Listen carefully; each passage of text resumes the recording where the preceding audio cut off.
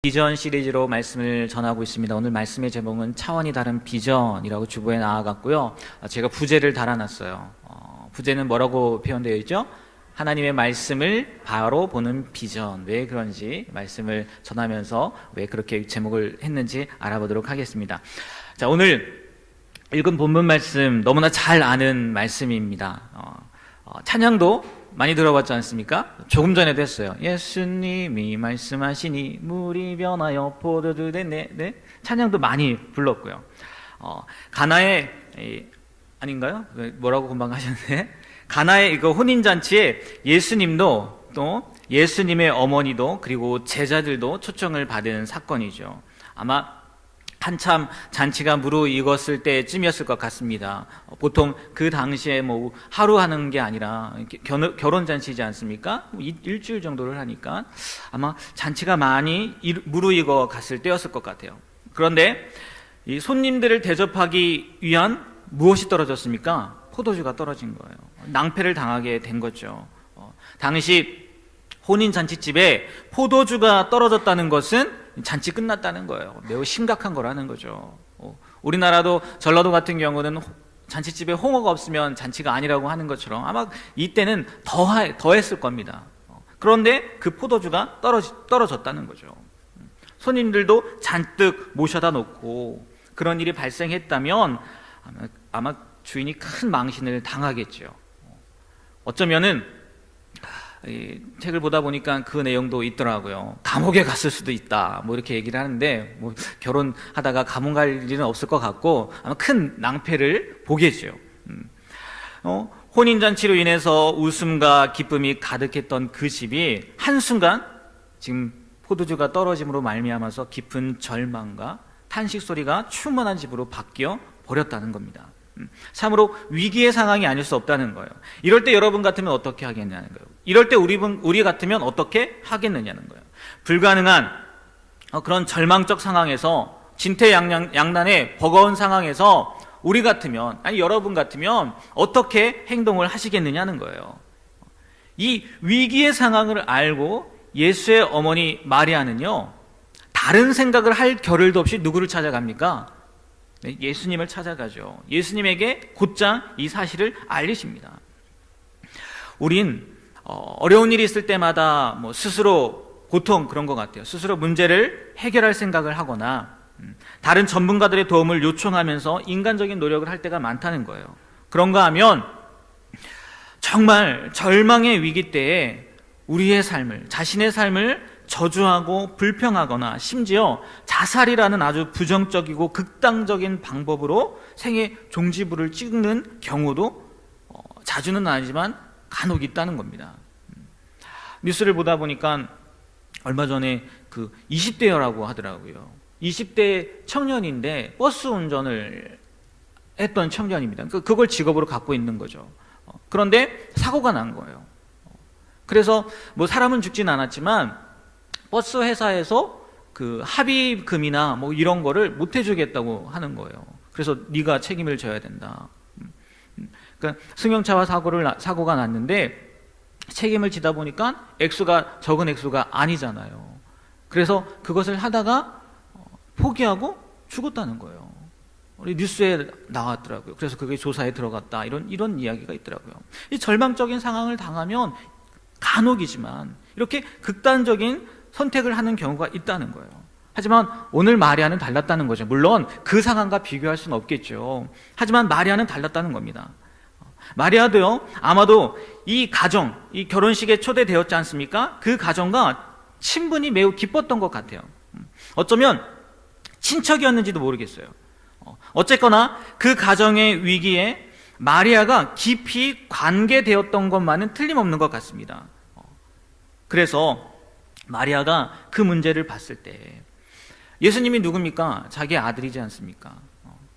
어렸을 때부터 자기의 젖을 물려서 키운 아들이기 때문에 아마는 아닐 거고요. 명확히 알았을 겁니다. 예수님이 어떤 사람인지에 관해서요 다른 사람들보다 확실히 아니면 좀 더 명확히 알았을 겁니다.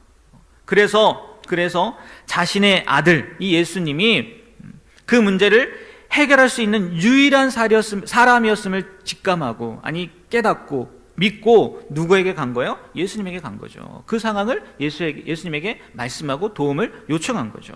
그런데 이게 웬일입니까? 예수님은 아직 자신을 공개적으로 드러날 때가 아니라고 하면서 어떻게 해요? 거절하셨잖아요. 여자여, 아직 내 때가 이르지 않았다고 하고 거절을 하잖아요. 절망이 아닐 수 없을 거예요. 믿었는데. 그리고 그의 성품으로 봤을 때, 또 그의 능력으로 봤을 때 분명히 이 문제를 해결할 수 있을 것 같은데 거절했단 말이에요. 그러면 여러분 같으면 어떻게 하겠어요?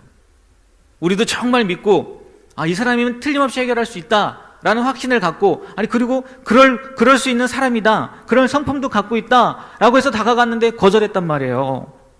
그럼 어떻게 하겠냐는 거예요. 보통 포기하죠. 왜요?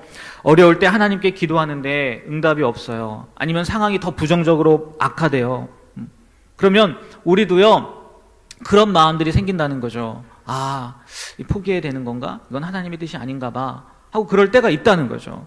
하지만 이 마리아는요, 되게 절망적이었을 거라고요. 믿고서 얘기했는데 내 때가 아닙니다. 그럼에도 불구하고 마리아가 어떡합니까? 포기하지 않아요. 포기하지 않고 이제 예수님이 아니라 하인들에게 방향을 바꿔서 하인들에게 이야기를 하죠. 무슨 말씀을 하시든지 그대로 하라고. 완전 그냥 나몰라라 한 것 같아요. 네가 이기나 내가 이기나 한번 해볼까? 막 이런 식으로. 그런 마음은 아니었겠지만, 그러니까 포기하지 않고 이야기를 했다는 거죠. 아마 예수님은 거절은 했지만 마리아는요, 이 예수님, 자기 아들을요, 분명히 믿었던 것 같아요. 아니, 신뢰했을 것 같아요. 이 문제 그냥 보고 넘어가지 않을 거다. 내가 알고 있는 아들은 위기의 상황에 봉착한 그 가정의 형편을 결코 외면할 사람이 아니다 라는 사실을 알고 믿었기 때문에 포기하지 않았다는 거죠. 우리도 그렇다는 겁니다.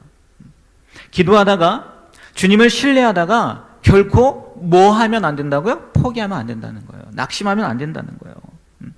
응답이 더디거나 해결의 기미가 없다 할지라도 결코 신뢰를 중지하거나 포기하지 마시길 바랍니다. 제가 예전에 새벽 예배 말씀을 전하면서 이런 이야기를 했습니다. 여러분, 주님을 신뢰하라고 하지 않습니까? 그런데 주님을 신뢰했는데 문제가 더 안 되는 거예요. 더 어려워지는 거예요. 그러면 그때 어떻게 해야 될까요? 네? 그래도 신뢰하셔야 됩니다. 그래도 신뢰하셔야 됩니다. 이렇게 말씀을 전한 적이 있거든요. 마리아가 그랬다는 거죠. 우리 주님은요, 우리의 약함과 공공함과 위기를 그 누구보다도 잘 아시고 가장 좋은 방법으로 해결해 주시기를 즐겨 하시는 분이심을 믿으시길 바랍니다. 네, 우리 주님은 그런 분이라는 거예요. 보십시오, 오늘 말씀을. 아직 때가 이르렀다고 하지 않았음에도요, 어머니가 하인들에게 예수님이 시키는 대로 해, 이런 말씀을 들었는지 뭐라고 이야기합니까? 6 항아리에 물을 갖다 담으라고 이야기를 하잖아요. 하인들 보고 물 항아리에 물을 담으라고 하잖아요. 어머니의 요청대로 그 가정의 위기를 해결해 주겠다는 의지를 보여주셨다는 거죠. 자신을 공개적으로 대중 앞에 드러내실 때가 되진 않았지만 어머니의 요청과 또 잔칫집, 그 필요를 못 본 채 내버려 두지 않으셨다는 거예요. 그래서 자신을 믿고 순종하는 일부 사람들, 많은 사람들은 아니었지만 그 일부 사람들에게 기적을 베푸심으로 자신의 때를 거스르지도 않으시면서 어머니의 요청과 그 가정의 필요도, 어려움도 한 번에 해결해 주셨다는 거죠. 그리고 어머니의 요청과 순종의 자세도 있었지만, 포기하지 않는 자세도 있었지만, 예수님의 모든 명령에 순종으로 행동했던 하인들, 그 하인들의 믿음이 없었으면 또 이런 기적을 못 봤을 수도 있을 것 같습니다. 그렇지 않습니까? 하인들은 그 예수님이 말씀하신 대로 순종했잖아요. 이렇게 우리가 순종할 때, 그 믿음을 가지고 순종할 때요, 결코 주님은 우리의 그 어려움을 외면하지 않는 분이라는 거예요. 기적 베풀기를 즐겨 하시는 분이라는 겁니다. 이것을요, 믿으셨으면 좋겠어요. 그래서 때론 정말 말도 안 되는 것들을 요구한다 할지라도 정말 이런 걸 순종해야 되는 건가? 그런 생각이 든다 할지라도요, 순종하시게 되길 바랍니다. 생각해 보세요. 지금 뭐가 떨어진 거예요? 포도주가 떨어진 겁니다. 그러면 상식적으로요, 제가 이 말씀을 보면서 그런 생각을 했어요. 왜 나중에 말씀을 드리겠지만 그 물을 정결의 예법을 쓰던 그 항아리에 갖다 부으라고 했을까? 제 생각에는 얄팍한 지식에는 뭐라고 하죠? 통박이라고 하나요? 그걸로는 포도주가 떨어졌으니까 포도주 있던 데에다가 물을 부으면 그래도 남은 것들이 있으니까 섞여가지고 포도주 맛이라도 나지 않을까, 이런 생각이 드는데 예수님이 뭐래요? 정결례 하래. 전혀 다른 항아리에다가 물을 갖다 부으라는 거예요. 근데 그 말씀에 순종했다는 거죠. 모르겠어요. 그 하인들이 바라기는 믿음과 신뢰가 있어서 그렇게 했을 거라고 생각을 하는데, 진짜 그렇지 않았으면 안 했겠죠. 어찌됐건 그 믿음과 신뢰로 말미암아 정말 불가능할 것 같은 일이 일어났다는 거예요. 그래서 정말 하인들이 예수님의 말씀처럼 물 항아리에 넣은, 그 정결례법 항아리에 넣은 그 물을 떠다가 연회장에 갖다 줬더니 그게 어떻게 돼요? 포도주로 바뀌어 있었어요. 분명히 자기들이 갖다 넣었을 때만 해도 물이었는데 그때 바꿔준 게 아니란 말이에요. 딱 갖다 부어놓으니까 물이 포도주로 바뀌었네? 야, 이거 갖다 줘야지가 아니었다고요. 그냥 떠다 갖다 줘라 해가지고 갖다 주니까 그때 물이 포도주로 바뀐 거잖아요. 이 포도주를 맛본 연회장이 무슨 얘기를 합니까? 야, 이 집은 진짜 특별한 집이구나. 보통 좋은 포도주를 내놨다가 나중에 술이 거하게 취하면 이제 술인지 물인지 모르니까 맛없는 포도주를 내놓는데, 야, 여기는 더 좋은 포도주를 숨겨놨었네, 놔뒀었네, 오히려 더 큰 칭찬을 받게 되잖아요. 그래서 그 잔치집이 훨씬 이전보다 더 큰 기쁨을 누리게 되었지 않습니까? 예수님이 이런 분이라는 거예요. 문제 있는 사람들에게 문제를 해결해 주시는 분이라는 거죠. 상처 입은 자들의 상처를 치유해 주시는 분이라는 거죠. 도움을 필요하는 사람들에게 도움을 주시는 분이 누구라고요? 예수님이라는 거예요. 이 사실을 믿으시게 되길 바랍니다. 네? 기쁨을 잃고 탄식과 절망에 빠져있던 한 가정의 잔치집이 다시 기쁨을 되찾게 되었다는 겁니다. 물론 이전의 기쁨보다 더 큰 기쁨으로 다가왔을 겁니다. 양도 많아졌잖아요. 그죠? 오죽 많습니까? 예, 아마 먹고도 남았을 겁니다. 어떻게 그런 일이 일어날 수 있었겠느냐는 거예요. 예수님이니까 가능했다는 거죠. 하나님의 아들 예수님이기 때문에 가능했다는 거예요. 그분이 누구신지를 알고 신뢰하고 따르고 순종하는 자들에게는요, 이러한 일이 일어날 수 있음을 우리는 믿어야 될 줄 믿습니다. 아멘? 아멘?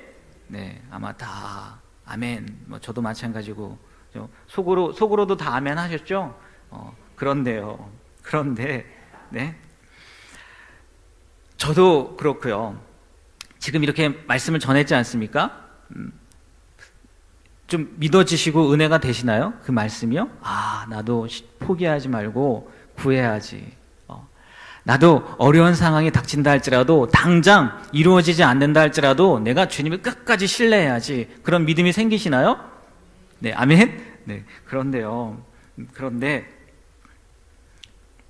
이 본문이요, 단순히 이 포도주가 떨어져 위기에 빠진 한 가정에 보다 나은 양질의 포도주를 공급함으로 위기에서 벗어난 이 사건을 가지고 예수님은 우리가 찬양했던 것처럼 물이 변하여 포도주가 되게 할 수 있는 기적을 베푸실 수 있고, 거친 바다도 잔잔하게 하실 수 있고, 죽은 나사로도 살릴 수 있는 그런 기적을 베푸시는 분이시기 때문에 우리도 힘들고 어려울 때 이런 기적을 사모하며 예수님께 간구하라는 그런 말씀일까요?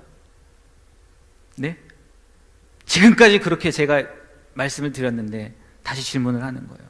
과연 그런 말씀이겠느냐는 거예요.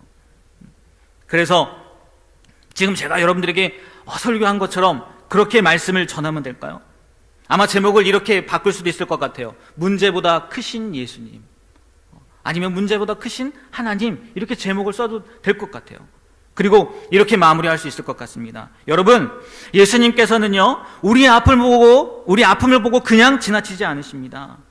우리의 필요를 채워주시는 분이십니다. 포기하지 말고요, 신뢰하십시오. 그리고 무엇을 말씀하시는지 순종하십시오. 그러면 주님께서 보여주시는 기적을 체험할 수 있을 겁니다. 라고 말씀을 마무리할 수 있을 거예요. 그런데 여러분, 죄송하지만 아니라는 거예요. 아니라는 거예요.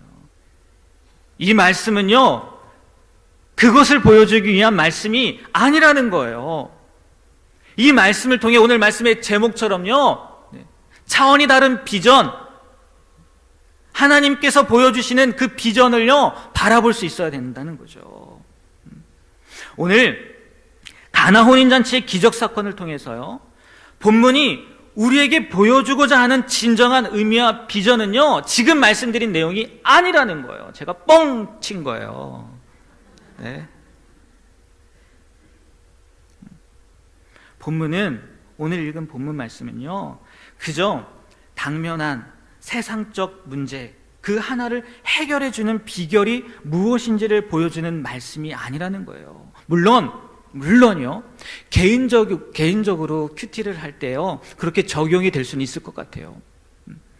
나의 삶 가운데 정말 힘든 일이 있었어요. 어려운 일이 닥쳤어요. 그런데 오늘 본문 말씀을 보니까 이 말씀이에요.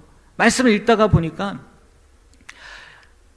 예수님이 거절했음에도 불구하고 마리아가 예수님을 믿음으로, 신뢰함으로 부탁했단 말이에요. 하인들에게 이야기했단 말이에요. 아, 나에게도 그런 믿음이 있어야 되겠구나. 이렇게 개인적으로 큐티를 하면서 적용시킬 수는 있을 것 같아요. 하지만 오늘 본문이 보여주는 말씀은요, 이 당시에 쓰여졌을 때, 그리고 또 지금 우리가 봤을 때도요, 그런 의미는 아니라는 거예요. 오늘 읽은 이 본문 말씀은요, 우리 육신의 문제와는 좋게 비교할 수 없는 훨씬 더 소중한 영적인 문제에 관한 비밀을 다루고 있다는 겁니다. 이제 그 새로운 차원의 비전에 대해서요, 말씀을 드리도록 할게요. 이제부터 시작입니다. 이전 것은 보라, 새 것이, 이전 것은 잊어버리고, 네, 지금부터입니다. 보통 사람들은요, 저도 마찬가지고, 성경을 읽을 때 예수님이 행하신 기적을 모조리 신기한 일로 몰아보는 경향이 있다는 겁니다. 하지만 예수님의 기적들은 각각 저마다의 무엇이 있을까요? 목적이 있다는 거예요. 그런 각각의 성격 찾기를 무시하고 그저 놀라운 일을 행한 일만 생각한다는 겁니다. 이럴 경우에요, 예수님의 모든 기적에 대한 설교는요, 똑같아질 수밖에 없어요. 예수님이 보리떡 5개와 물고기 2마리로 5,000명을 먹이셨을 때도 주님은 놀라운 기적을 행하실 수 있는 위대한 분입니다. 이 주님의 주님께서 기적을 일으키신 것을 믿으십니까? 우리의 삶 가운데도 그런 기적이 일어날 수 있습니다. 이렇게 설교할 수 있고요. 예수님이 풍랑을 멈추게 하시거나 바다 위를 걸어오셨을 때에도 주님은 놀라운 기적을 행하실 수 있는 위대한 분입니다. 이 주님이 기적을 일으키실 것을 믿으십시오 라고 설교한다면 주님은 무엇 때문에 그렇게 많은 종류의 기적을 성경에 기록해 놓았느냐는 거예요. 모든 기적이 놀라운 일이라는 점만 부각된다면 주님은요, 송구하지만 성경의 지면을 낭비하는 거라는 거죠. 다 똑같이 결론이 났는데요, 각각의 기적들은요, 저마다 말하고자 하는 메시지가 있다는 것입니다. 이것을 모르고 무조건 예수님의 기적이 나올 때마다 이러한 때에 주님이 이러한 놀라운 일로 그것을 극복하셨다, 다른 일에서도 이러한 때에 주님이 놀라운 일로 그것을 극복하셨다라고 해버리면 사실 기적과 관련된 모든 본문은요, 해석이 무의미해진다는 거예요. 왜? 그런 기적을 우리 삶에도 베풀어 주실 겁니다. 믿으십시오. 이렇게 결론되어진다는 거죠. 따라서요, 성경에 나오는 기적들은 그 기적이 속해 있는 상황, 정황 속에서 하나님이 왜 그러한 일을 시행하셨는지를 잘 해석해야 된다는 겁니다. 조금 더 구체적으로 말하자면요, 본문이 구속사적으로 어떤 위치에 있는지를 살펴봐야 된다는 거예요. 이 본문 말씀이 예수님의 구원 사역의 위치에서 어디에 있는지 그걸 확인을 해야 된다는 거죠. 하나님의 구속 역사 전체에서 왜 이러한 기적이 필요했는지, 또 하나님이 이루시고자 하신 일이 무엇인지를 잘 살펴서 이 기적을 이해해야 된다는 거죠. 특히나 요한복음에 있어서는 더합니다.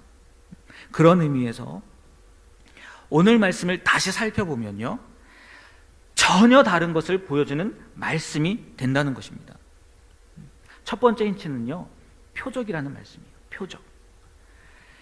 가나의 혼인잔치의 기적을 이해하는 데 있어서 가장 중요한 단어가 바로 이 표적이라고 해도 과언이 아니라는 거예요. 2장 11절 말씀 우리 다시 한번 읽어볼까요? 읽습니다. 예수께서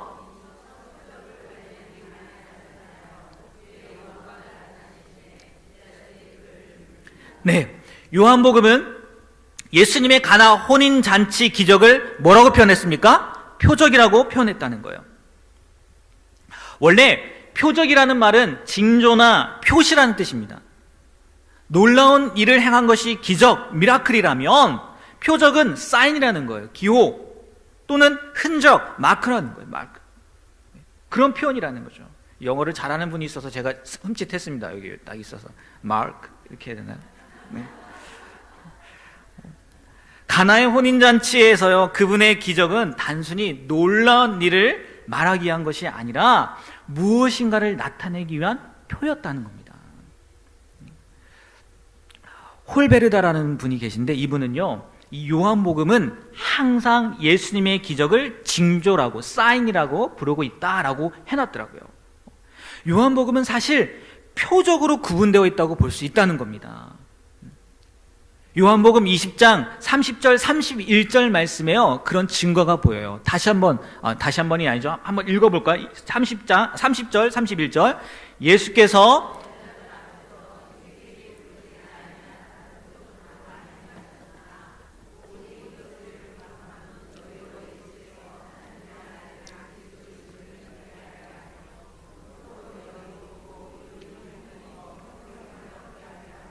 네, 놔두세요.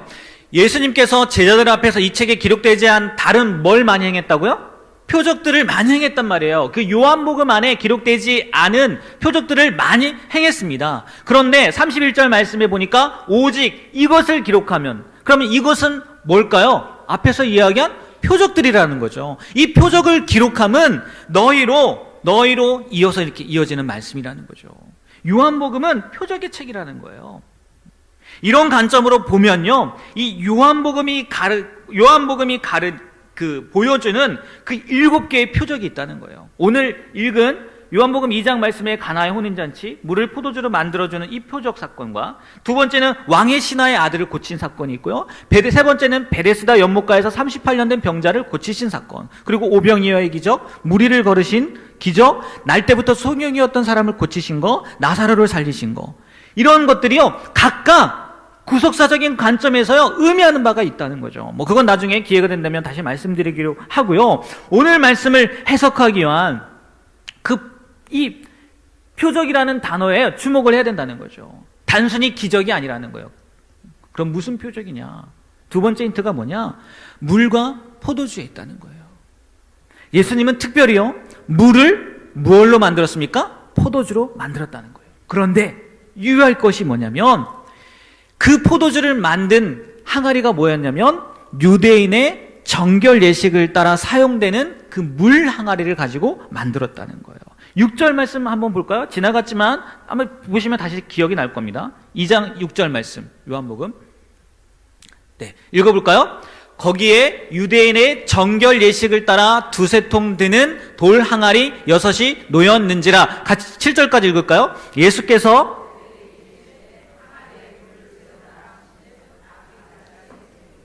네,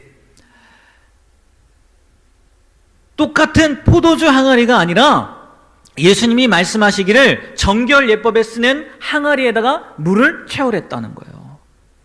여러분, 그 정결 예식, 그 항아리, 그것은 무엇을 의미하냐? 과거 율법의 의식을 의미한다는 거예요. 손 씻는 거잖아요. 정결하게 하는 거잖아요.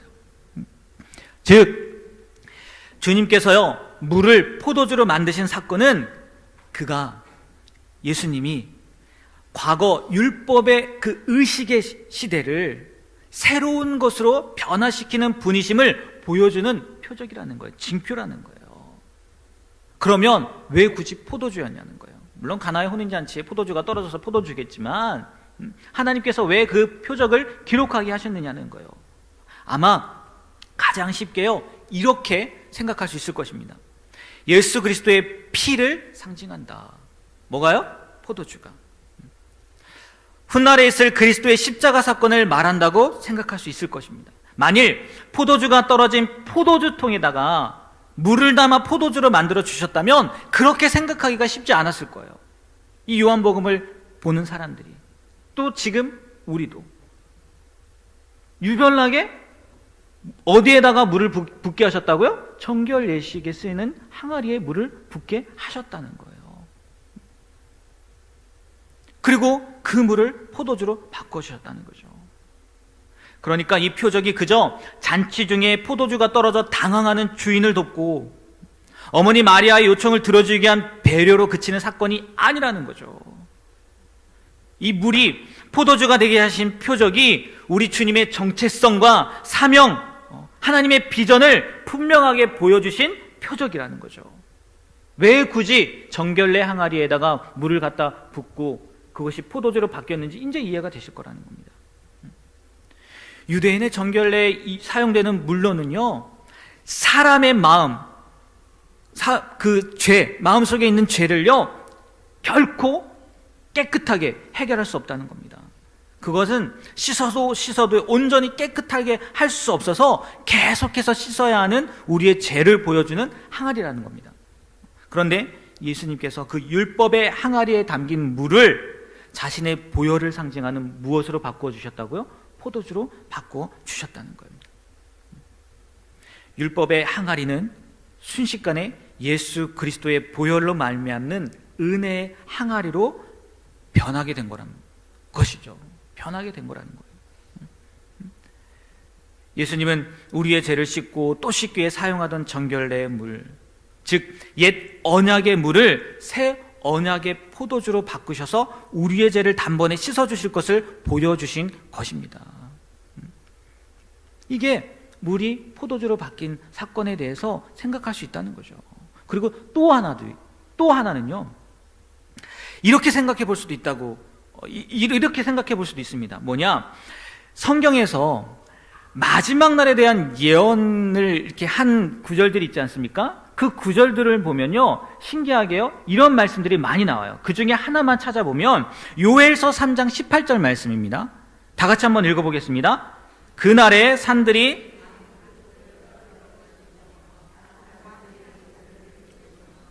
유다 모든 시내가 물을 흘릴 것이며 여호와의 성전에서 샘이 흘러나와서 시딤 골짜기에 되리라.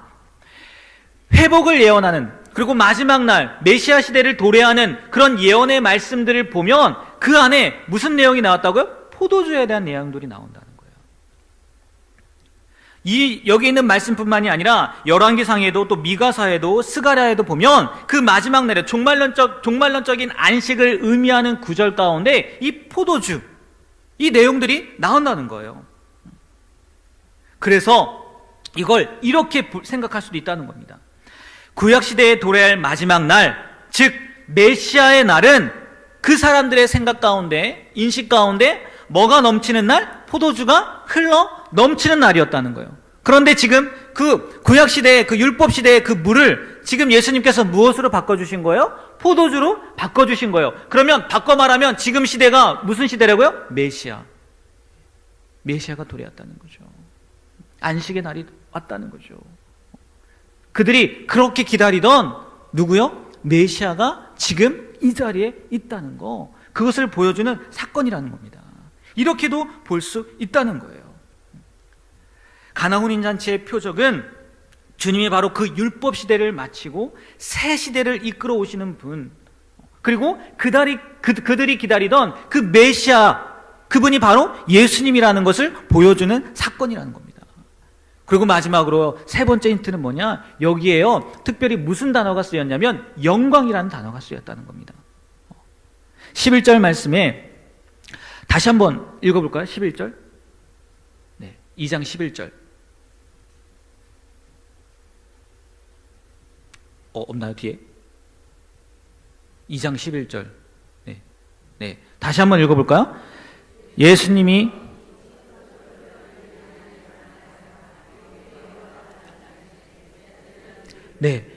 영광이라는 단어가 쓰였다는 거예요. 예수님이 처음 표적을 행하심으로써 그의 영광을 나타내셨다라고 합니다. 영광이란 원래 하나님의 존재 양식이라는 겁니다.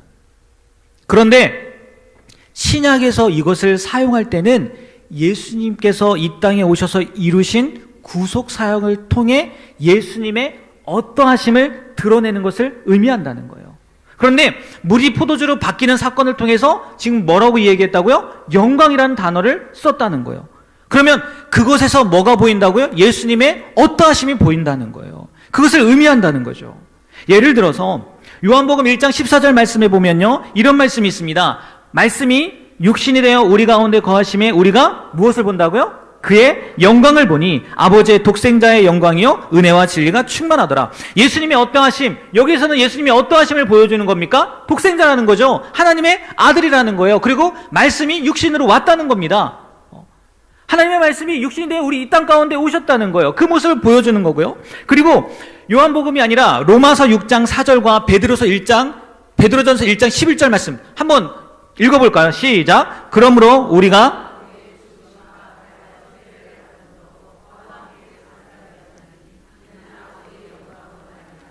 그리스도를 죽은 자 가운데서 살리심과 같이 우리도 또한 새 생명 가운데서 행하게 하려 함이라. 베드로전서입니다. 자기 속에 계신 그리스도의 영이 그 받으실 고난과 후에 받으실 영광을 미리 증언하여 누구를 또는 어떠한 때를 지시하는지 상고하니라. 여기서도 분명히 영광이라는 단어가 쓰였는데, 그러면 여기에서는 예수님의 어떠하심을 보여주는 걸까요? 죽으심이라는 거죠. 죽으심과 그리고 그게 끝일까요? 부활하심을 보여준다는 거예요. 이 영광이라는 단어를 통해서 신약에서는 예수님이 어떠하심을 보여주는데, 제가 조금 전에 읽은 로마서 말씀이나 베드로전서에는 그의 죽으심과 부활에 대한 것에 대해서 영광이라는 표현이 쓰였고, 요한복음 1장에서는 독생자, 아들 되심, 하나님의 아들 되심, 말씀이 육신이 되심, 그것을 통해서 예수님의 영광을 나타내는 표현으로 쓰였고, 그렇다면 이 요한복음 2장 1절부터 11절까지의 말씀, 물이 포도주로 바뀐 사건에서도 분명히 영광이라는 단어가 쓰였기 때문에 예수님의 어떠하심, 그것을 보여주겠다는 거죠. 그 어떠하심이 무엇입니까? 지금까지 얘기했던 거죠. 새 시대, 구약의 옛 그 율법을 제하시고 새로운 것을 보여주신, 새 시대를 이끌어 주시는 그 예수님을 보여주는 사건이 뭐라고요? 물이 포도주로 바뀐 사건이라는 것입니다. 이 말씀을 통해서요, 그것을 보여주고 있다는 거예요. 이 사건이 물을 포도주로 만든 사건이 단순히 잔치의 영을 깨지 않기 위한 기적, 단순히 피로를 채우기 위한 기적, 이런 측면에서 이해해야 될 것이 아니라는 거예요. 주님이 어떤 분이신지를 분명하게 나타나는 사건으로 우리가 바라봐야 된다는 거죠. 그럴 때 우리가 이 말씀을 제대로 보게 된다는 거예요. 이 말씀을 통해서 하나님께서 우리에게 보여주시고자 하는 것이 무엇인지 볼 수 있다는 거예요. 그렇지 않으면 서두에도 말씀드린 것처럼, 길게 이야기한 것처럼 단순히 기적을 통해서 우리의 삶에도 기적을 베푸시는 분, 우리가 어려울 때 어려움을 해결해 주시는 분, 그래 말씀드려도 듣지 않을 때 포기하지 않고 끝까지 신뢰하면 결국은 좋은 곳으로 채워주시는 분, 이것으로만 끝나버린다는 거예요. 그렇게 되면요, 어떤 문제가 생기는지 아십니까? 주님, 우리 예수님이요, 그저 내가 필요할 때 내 주머니를 채워주시는 분으로밖에 보이지 않게 된다는 거죠.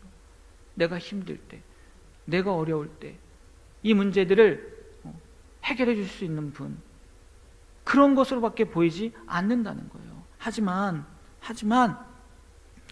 이 말씀이 원래 의미하는 것은 그게 아니라는 거죠. 우리가 이 말씀을 통해서 진짜 예수님이 누구신지를 알아야 된다는 거죠.